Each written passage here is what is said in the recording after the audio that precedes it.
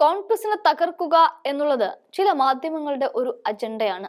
അതുകൊണ്ട് ഹൈന്ദവ കുലജാതരായ പിണറായി വിജയനും ഗോവിന്ദനും ടി.പി. രാമകൃഷ്ണനും ചേർന്ന് നേതൃത്വം നൽകുന്ന CPM-ഉം ഇടതുമുന്നണിയും എന്തു തീരുമാനമെടുത്താലും അവർക്ക് യാതൊരു പ്രശ്നവുമില്ല.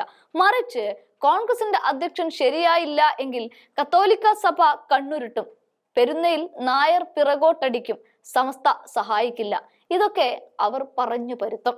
എന്നാൽ രാജ്യത്തെ ഏറ്റവും വലിയ മതേതര പാർട്ടിയായ കോൺഗ്രസിന് കുത്തിത്തിരിപ്പ് മാധ്യമങ്ങളുടെ വാക്കു കേൾക്കാൻ ഇനി മനസ്സില്ല.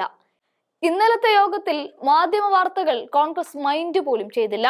നിലമ്പൂർ ഉപതെരഞ്ഞെടുപ്പിൽ VS ജോയിയെ സ്ഥാനാർത്ഥിയാക്കുമെന്നും അതറിഞ്ഞയുടൻ KPCC general secretary Aryadan Shoukath രാജിവെച്ച് CPM സ്വതന്ത്രനായി മത്സരിക്കുമെന്നാണ് ഒരു മാധ്യമം പറഞ്ഞുകൊണ്ട് നടക്കുന്നത്.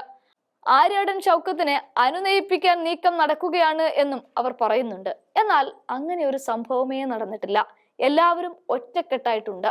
നിലമ്പൂർ ഉപതെരഞ്ഞെടുപ്പ് വിജ്ഞാപനം വന്നാലുടൻ സ്ഥാനാർത്ഥിയെ പ്രഖ്യാപിക്കാൻ ഒരുങ്ങിയിരിക്കുകയാണ് കോൺഗ്രസ്. KC വേണുഗോപാലിന്റെ നേതൃത്വത്തിൽ കോഴിക്കോട് നടന്ന ചർച്ചയിലാണ് തീരുമാനമെടുത്തത്. അതിൽ ആര്യാടൻ ഷൗക്കത്തിന്റെ പേരിനാണ് മുൻതൂക്കം. ആ ഒരൊറ്റ പേരിലേക്ക് തന്നെയാണ് കോൺഗ്രസ് എത്തിച്ചേരുന്നത്. മലപ്പുറം DCC പ്രസിഡന്റ് VS ജോയിയുടെ പേരും പരിഗണനയിൽ ഉണ്ട് എങ്കിലും മുൻതൂക്കം ഷൗക്കത്തിനാണ്. നിലമ്പൂരിൽ നേരത്തെ മത്സരിച്ച പരിചയവും ആര്യാടൻ മുഹമ്മദിന്റെ മകൻ എന്ന പൊതുസമ്മതിയും അനുകൂല ഘടകമാണ് എന്നത് പാർട്ടി കണ്ടെത്തിയിരിക്കുന്നു.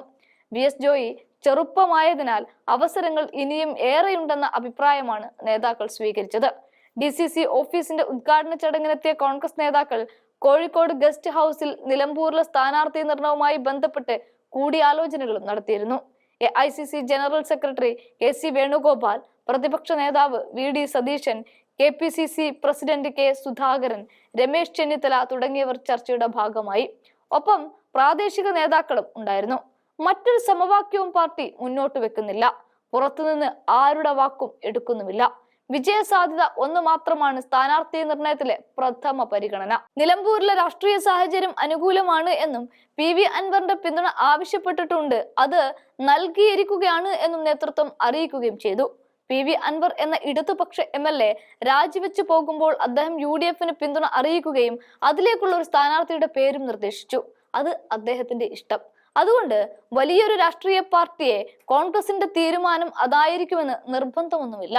അത് മനസ്സിലാക്കിയ അൻവർ തന്നെ സ്ഥാനാർത്ഥി നിർണയം കോൺഗ്രസിനെയും UDF-ന്റെയും ഇഷ്ടമാണ് എന്നും അതിനെ പിന്തുണയ്ക്കുമെന്നും അറിയിക്കുകയും ചെയ്തിട്ടുണ്ട്.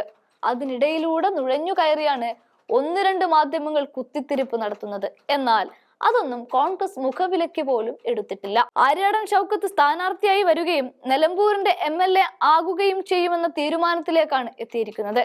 കേരളത്തിലെ കോൺഗ്രസിന്റെ കാര്യങ്ങൾ തീരുമാനിക്കുന്നതിൽ അവസാന വാക്കായ KC വേണുഗോപാലും KPCC അധ്യക്ഷൻ സുധാകരനും പ്രതിപക്ഷ നേതാവ് VD സതീശനും അതുപോലെ രമേശ് ചെന്നിത്തലയും അടക്കമുള്ളവർ പ്രാദേശിക നേതാക്കളുടെയും സാന്നിധ്യത്തിൽ പറഞ്ഞ ഒരു കാര്യമാണിത്.